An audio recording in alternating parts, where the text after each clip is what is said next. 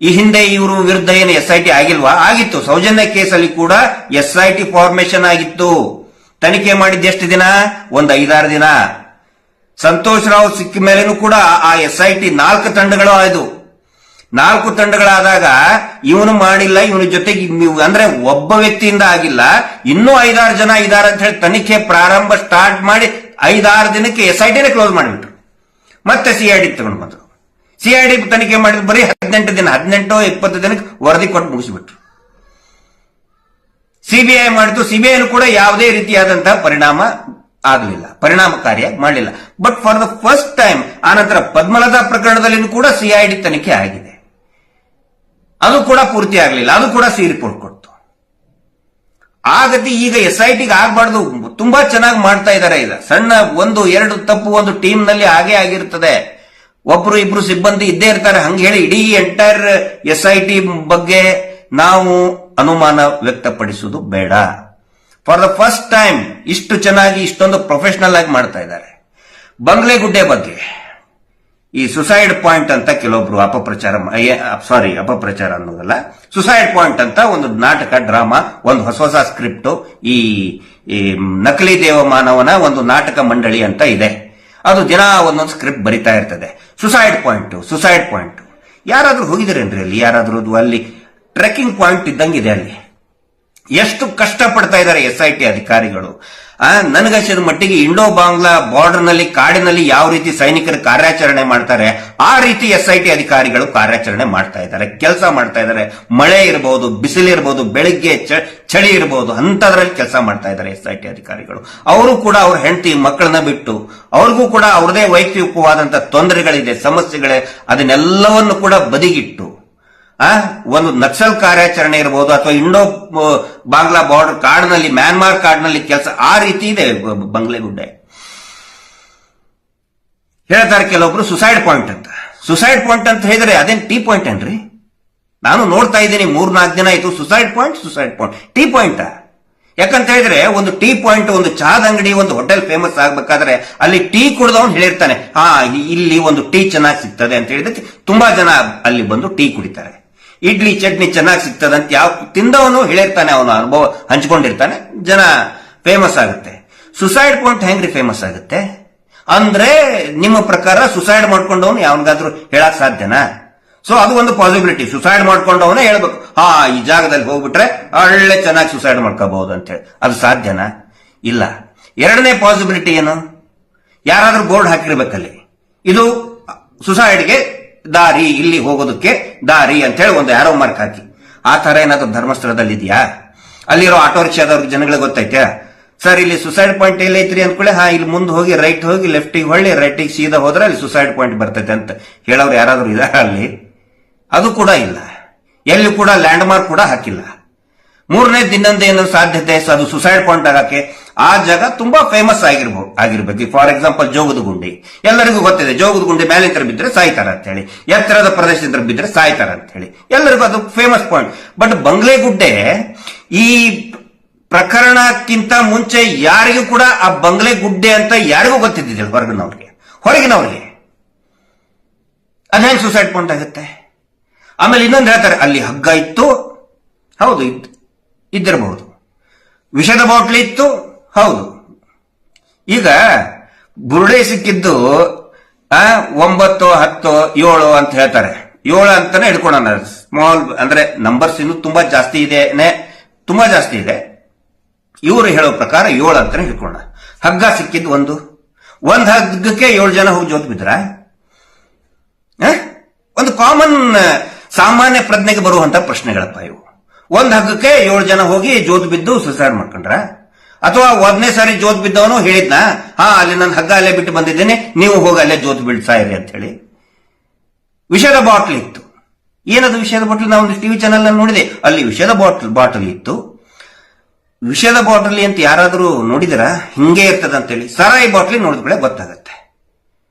ಇನ್ ಬೇರೆ ಬೇರೆ ಬಾಟ್ಲಿ ಇರ್ತವೆ. ಆ ಬಾಟ್ಲಿಯಲ್ಲಿ ಹಾಲು ಹಾಕಿದ್ರೆ ಹಾಲಿನ ಬಾಟ್ಲಿ ಆಗ್ತದೆ, ವಿಷ ಹಾಕಿದ್ರೆ ವಿಷ ಆಗುತ್ತೆ, ವಿಷದ ಬಾಟ್ಲಿ ಅಂತಾರೆ. ಮೂತ್ರ ಹಾಕಿದ್ರೆ, ಈಗ ಹಾಸ್ಪಿಟಲ್ ನಲ್ಲಿ ಯೂರಿನ್ ಟೆಸ್ಟಿಗೆ ಮೂತ್ರ ಹಾಕಿದ್ರೆ ಮೂತ್ರದ ಬಾಟಲ್ ಆಗುತ್ತೆ, ನೀರು ಹಾಕಿದ್ರೆ ನೀರಿನ ಬಾಟಲ್ ಆಗ್ತದೆ. ವಿಷದ ಬಾಟಲ್ ಅಂತ ಇವ್ರಿಗೆ ಹೆಂಗಪ್ಪ ಗೊತ್ತಾಯ್ತು ಅಂದ್ರೆ, ವಿಷದ ಬಾಟ್ಲ್ ಅಂತ ಹೇಳೋದಕ್ಕೆ ಅವನು ವಿಷ ಕುಡಿದವನು ಮಾರ್ಕರ್ ಇಂದ ಬರೆದಿರಬೇಕು, ಇಲ್ಲ ಅಂತ ಹೇಳಿದ್ರೆ ಒಂದು ಪೇಪರ್ ಅಲ್ಲಿ ಬರೆದು ಅಂಟಿಸಿರ್ಬೇಕು. ಅಂದ್ರೆ 7, 8, 10 ವರ್ಷ ಆಗೋ ತನಕನೂ ಕೂಡ ಆ ಮಾರ್ಕ್ ಹಂಗೆ ಇತ್ತ. ಅವನು ಆ ವಿಷದ ಬಾಟ್ಲಿ ಮೇಲೆ ಇದು ವಿಷದ ಬಾಟಲ್ ಅಂತ ಬರೆದು ಮಾರ್ಕರ್ ಇಂದ ಬರೆದು ಸತ್ನ, ಅಥವಾ ಒಂದು ಚೀಟಿ ಸ್ಟಿಕ್ಕರ್ ಅಂಟಿಸಿ ವಿಷದ ಬಾಟ್ಲ್ ಅಂತ ಬರೆದಿಟ್ಟು ಸಾಯ್ತಾರೆ ಯಾರಾದ್ರು? ಇದು ನಾವು ಕೂಡ ಸ್ಟಡಿ ಮಾಡಿದ್ದೀನಿ, ನನ್ನ ಒಂದು ರೀತಿಯಲ್ಲಿ ಅಧ್ಯಯನ ಮಾಡಿದ್ದೀನಿ. ಹಗ್ಗ ಇರೋದು ನಿಜ, ಅಲ್ಲಿ ಬಾಟ್ಲ್ ಇರೋದು ಕೂಡ ನಿಜ. ಇದು ಬರೀ ಅಲ್ಲಿಷ್ಟೇ ಅಲ್ಲ, ಬಂಗಲೆಗುಡ್ಡೆ ಅಷ್ಟೇ ಅಲ್ಲ, ಎಲ್ಲಾ ಕಡೆನೂ ಕೂಡ ಇವರು ಅದೇ ರೀತಿಯಾದಂತಹ ಒಂದಿಷ್ಟು ಬಾಟ್ಲ್ಗಳನ್ನ ಇಟ್ಟಿರ್ತಾರೆ. ಈ ಮಾತನ್ನ ನೀವು ಅಲ್ಲಿ ಒಬ್ಬ ಸ್ಥಳೀಯ ನಮ್ಮ ಮುಂದೆ ಹೇಳಿದ್ದಾನೆ, ಅವಾಗಲೇ ಸ್ಟೇಟ್ಮೆಂಟ್ ಕೊಟ್ಟಿದ್ದಾನೆ.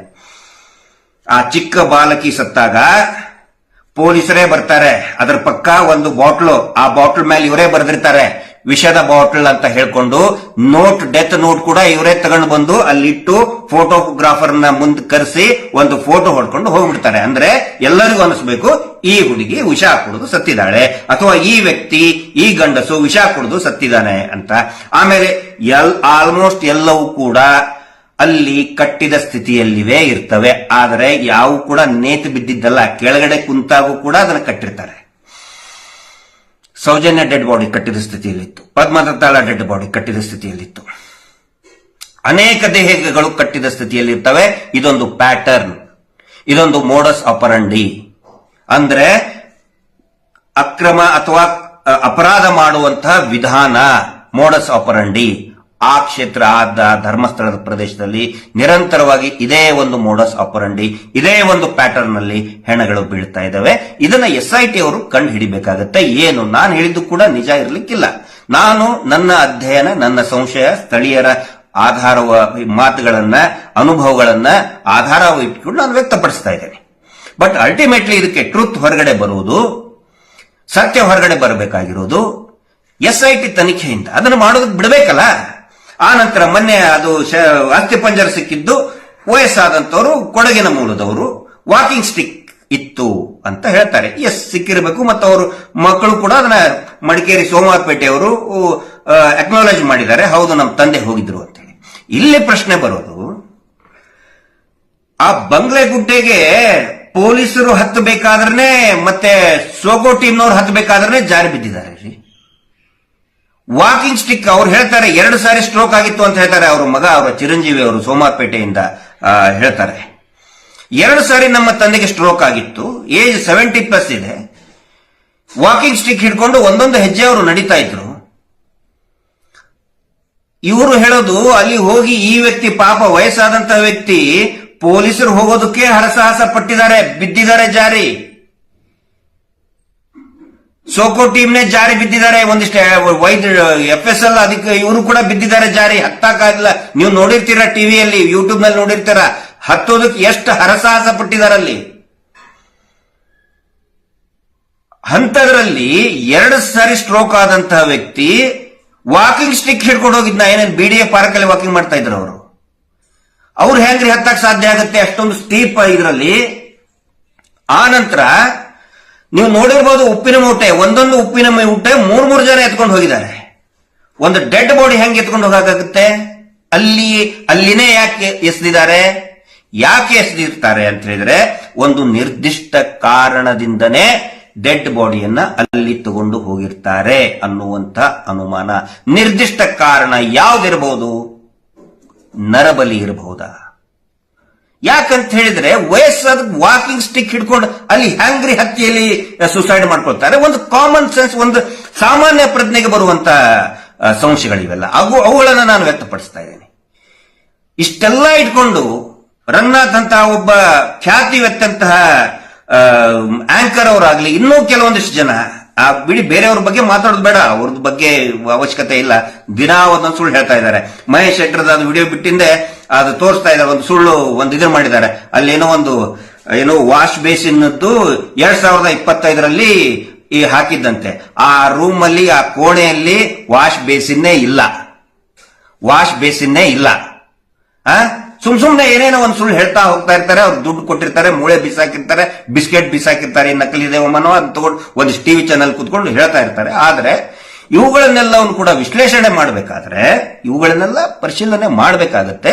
SIT ತನಿಖೆ ಮಾಡ್ತಾ ಇದೆ. ದಯವಿಟ್ಟು ಅವ್ರನ್ನ SITಗೆ ವೆರಿ ಕ್ಯಾಲಿಬರ್, ಹೈ ಕ್ಯಾಲಿಬರ್ ಇರುವಂತಹ ಹಿರಿಯ ಅಧಿಕಾರಿಗಳಿದ್ದಾರೆ, ನಾವು ಗೊತ್ತಿದೆ, ತುಂಬಾ ಚೆನ್ನಾಗಿ ಪ್ರೊಫೆಷನಲ್ ಆಗಿ ಮಾಡ್ತಾ ಇದ್ದಾರೆ. ದಯವಿಟ್ಟು ಅವ್ರನ್ನ ಮಾಡೋದನ್ನ ಬಿಟ್ಟು ಕಂಡಲ್ಲಿ ಸ್ಟ್ರೈಕ್ ಮಾಡೋದು, SIT ನಿಂದಿಸೋದಕ್ಕೆ ಎಲ್ಲಾ ಏನ್ ಬೇಕೋ ಎಲ್ಲಾ ಪ್ರಯತ್ನನೂ ಮಾಡ್ತಾ ಇದ್ದಾರೆ. ಯಾಕೆ ಈ ಕುಟುಂಬದವರು ಮಾಡಿಲ್ಲ ಅಂದ್ರೆ ಇಷ್ಟೊಂದು ಯಾಕೆ ಅವರು ಲಗಾಟ ಹೊಡಿತಾ ಇದ್ದಾರೆ?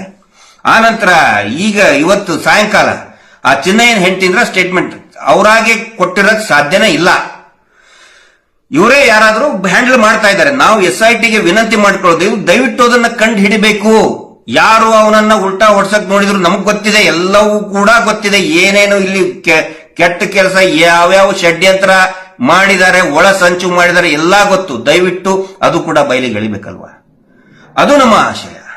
ಹಿಂಗಾಗಿ ನಾವು SITಗೆ ಇನ್ನೂ ಹೆಚ್ಚಿನ ಶಕ್ತಿ ತುಂಬೋಣ. ಮತ್ತು ಕೊನೆಯದಾಗಿ ಹೇಳ್ತಾ ಇದ್ದೇನೆ, ಯಾರು ಏನ್ ಹೇಳ್ತಾರೋ ಗೊತ್ತಿಲ್ಲ, ಯಾರಾದ್ರೂ ಏನಾದ್ರೂ SITಗೆ ಅಂದು ಅನುಮಾನ ವ್ಯಕ್ತಪಡಿಸಿದ್ರೆ ಅವರೇ ಹೊಣೆಗಾರರಾಗುತ್ತಾರೆ ಹೊರತು ಸೌಜನ್ಯ ಹೋರಾಟ ಸಮಿತಿ ಅದಕ್ಕೆ ಸಂಬಂಧ ಇಲ್ಲ. ಸೌಜನ್ಯ ಹೋರಾಟ ಸಮಿತಿ ವಿ ಸ್ಟ್ಯಾಂಡ್ ವಿತ್ SIT. ಕೆಲವೊಂದಿಷ್ಟು ಇವು ಆಗಿರ್ತವೆ, ಈ ಕೇಸು ಅವು ಇವು ಆಗಿರ್ತವೆ, ನಾವು ಅದಕ್ಕೆ ತಲೆ ಕೆಡಿಸ್ಕೊಳ್ಳಲ್ಲ.